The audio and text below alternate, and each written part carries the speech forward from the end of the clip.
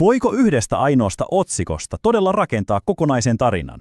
No, tässä selvityksessä me aiotaan tehdä just se. Otetaan muutama sana ja katsotaan, miten syvälle ne voikaan meidät viedä. Meidän keskeinen kysymys on siis tämä. Minkä tarinan yksi ainut luennon otsikko voi oikeasti kertoa kokonaisesta kansakunnasta? Ja uskokaa tai älkää, vastaus saattaa yllättää, koska pian me huomataan, että ihan pienet sanat voi kantaa harteillaan suuren kansakunnan historian koko painon. Ja tässä se on, meidän lähdemateriaalimme. Yhden suomalaisen luennon otsikko, luento 29, talvi ja jatkosota. Nämä muutama sana, ne ovat meidän lähtökohta, kun lähdetään avaamaan niiden todellista merkitystä. Joten meille tämä ei ole mikään pelkkä otsikko. Tämä on historiallinen dokumentti. Lähdetään siis purkamaan sitä sana sanalta, jotta me oikeasti ymmärretään sen todellinen painoarvo. Aloitetaan siis ihan ensimmäisestä osasta. Keskitytään tähän yhteen ainoaan sanaan, joka on syöpynyt niin syvälle koko kansakunnan muistiin, talvisota. Mitä tämä nimi itsessään oikein kertoo? Pelkkä sana talvisota avaa oven maailmaan, joka on täynnä merkityksiä. Ja nyt me lähdetään tutkimaan niitä. Jo pelkkä nimi on todella merkittävä. Talvisota. Konflikti on nimetty vuoden ajan mukaan, mikä heti viittaa johonkin tiiviiseen, todella intensiiviseen ja koko kansakunnan olemassaoloa määnittävään kamppailuun. Se ei ole vain joku ensimmäinen sota, se on nimenomaan talvisota. Nimi itsessään siis rakentaa konfliktille todella selkeän identiteetin. Se esitetään ainutlaatuisena, ihan omana erillisenä tapahtumana taisteluna kansakunnan olemassaolosta. Ja se nimi myös korostaa sitä karua ympäristöä talvea ja samalla vihjaa eristetystä kamppailusta, joka käytiin ihan yksin. Okei, siirrytäänpä sitten sen otsikon toiseen osaan. Jatkosota. Tämä sana antaa koko tälle karinalle aivan uuden suunnan. Sana jatko on tässä se ihan avainjuttu. Se ei ole pelkästään nimi, vaan se on tulkinta, joka sitoo kaksi historiallista tapahtumaa todella tiukasti yhteen. Jatkosota. Nimi itsessään yhdistää sen ihan tarkoituksella siihen aiempaan tapahtumaan.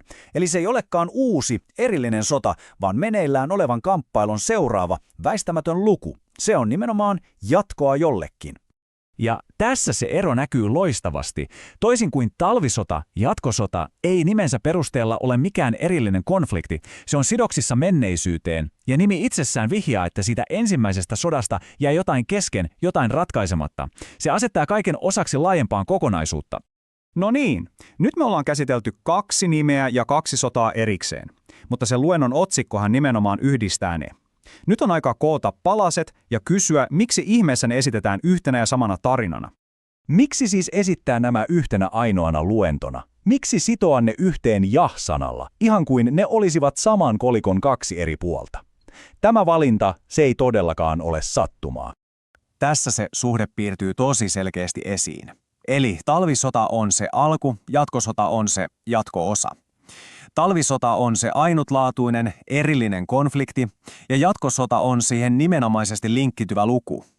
Toisessa taistelu alkaa, toisessa se, jatkuu. Ja fokus siirtyy samalla puhtaasti kansallisesta selviytymisestä osaksi paljon laajempaa strategista kontekstia.